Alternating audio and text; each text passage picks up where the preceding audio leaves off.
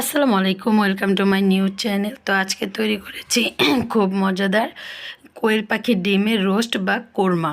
তো প্রথমে আমি এখানে 20-30টা মতো ডিম সিদ্ধ করতে দিয়ে দিয়েছি। সিদ্ধ হয়ে গেলে আমি এগুলোকে খুব ভালো করে ছুলে আস্তে আস্তে পরিষ্কার করে নেব সবগুলো ডিম। তো ডিম এভাবে করে আমি সবগুলো ছুলে নিয়েছি। তো এখানে ছোলা হয়ে গেলে আমি এখানে দিয়ে দেবো একটু হলুদ মরিচের ফাঁকি আর একটু লবণ দিয়ে আমি খুব ভালো করে মিশিয়ে নেব। মিশানো হয়ে গেলে আমি একটা কড়াইতে তেল গরম করতে দিয়ে দেবো। তেলটা গরম হয়ে আসলে আমি ডিমগুলোকে ছেড়ে দেব। তো ছেড়ে দেওয়ার পর আমি এগুলোকে খুব ভালো করে ভেজে নেব। তো ভাজা হয়ে গেলে আমি একটা বাটিতে সবগুলো উঠিয়ে রেখে দেব।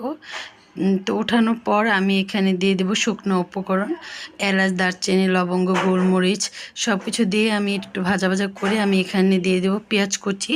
পেঁয়াজ কুচিটাকে দিয়ে আমি খুব